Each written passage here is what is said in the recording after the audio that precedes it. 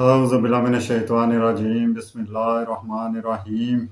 ابتدا رب ذوالجلال کے بابرکت نام سے جو دلوں کے حال خوب جانتا ہے۔ پاکستان اور دنیا بھر سے دیکھنے اور سننے والوں کو السلام علیکم۔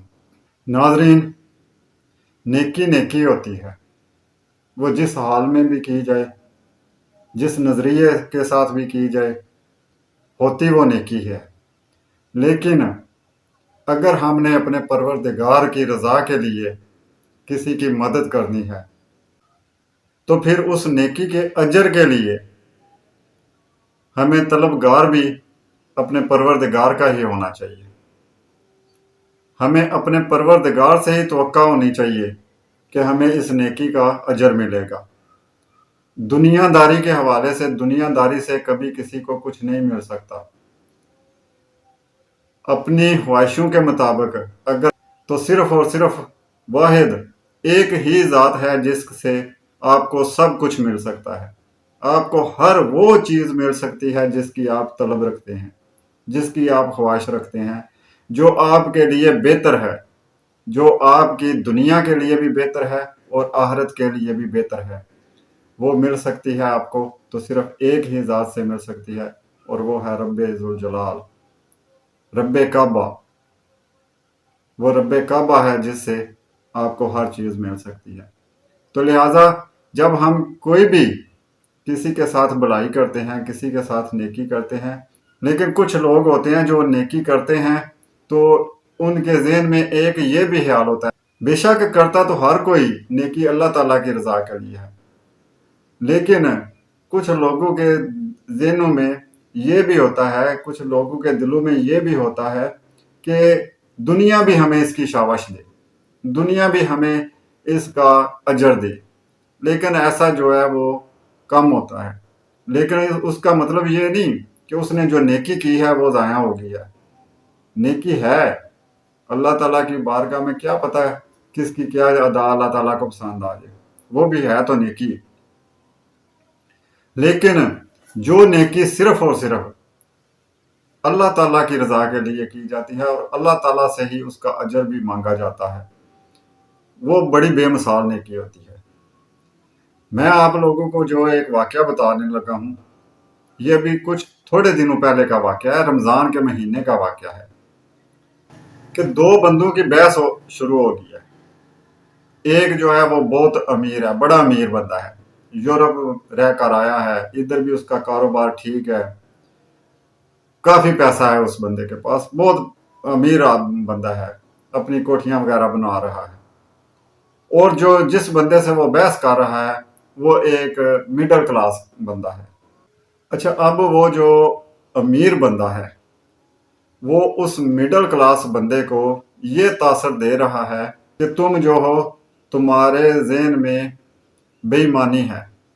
مطلب کہ وہ کھل کر اسے نہیں کہہ رہا تھا، اشاروں میں وہ اسے بے ایمان یا جیسا بھی کوئی اسے احساس دلا رہا تھا، اور ساتھ اپنی مثالیں دے رہا تھا۔ مثالیں کیا کہ وہ فلاں بندہ ہے، اس نے بینک سے پیسے لیے تھے، قرضہ لیا تھا، لون لیا تھا، اور وہ 3 لاکھ روپیہ میں نے اسے دیا کہ یہ جو قرضہ ہے تم بینک کو واپس کرو اور اپنی جان چھڑا لو اور مجھے تھوڑے تھوڑے کر کے دے دینا۔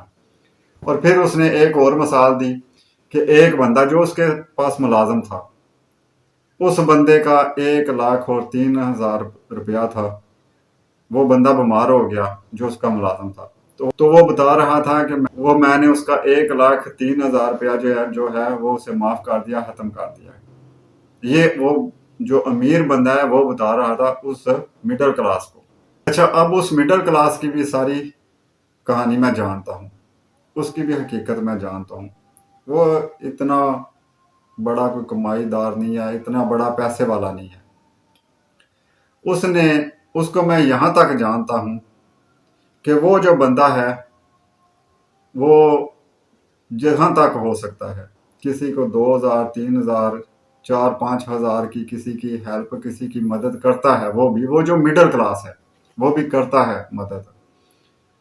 اب دونوں بحث کرنے والے دودھ بھی دیتے ہیں، مطلب کہ دونوں کے پاس जानवर हैं, दोनों दूध बेचते हैं। वो जो मिडिल क्लास है उसने माह रमज़ान के महीने में दूध 10 रुपये सस्ता कर दिया था, और वो जो अमीर बंदा है उसने महंगा तो नहीं किया था लेकिन सस्ता भी नहीं किया था। वो जो मिडिल क्लास है उसने 10 रुपये सस्ता कर दिया था। क्योंकि वो मिडिल क्लास है, उसने जानवरों का चारा, जानवरों का खर्चा भी उधर से ही पूरा करना है और अपने घर का निज़ाम भी उसने उसी दूध से चलाना है। लेकिन जहां तक उससे गुंजाइश हो सकती थी उसने वो 10 रुपये कमी कर दी थी। अब दोनों की बातें मैंने सुनी, तो जब वो जो मिडिल क्लास है मुझे वो दोबारा मिला तो मैंने कहा यार मुझे एक बात की समझ नहीं आई। वो कहता है जी वो क्यों, कौन सी बात, किस बात की आपको समझ नहीं आई? मैंने कहा कि वो तुम्हें, जहां तक मुझे महसूस हुआ है, वो तुम्हें बेईमान कहने की कोशिश कर रहा था। वो ये साबित करना चाहता था कि तुम बेईमान हो। हालांकि मैं तुम्हें जानता हूं कि तुमने रमजान के महीने में, दूसरी बातें तो चलो साइड पे रहेगी, रमजान के महीने में तुमने 10 रुपये दूध भी सस्ता कर दिया। तो उन्होंने तो नहीं किया। वो मिसालें दे रहे थे कि वो इतने लाख उसको दे दिए, उस अपने मुलाजिम को माफ कर दिए पैसे।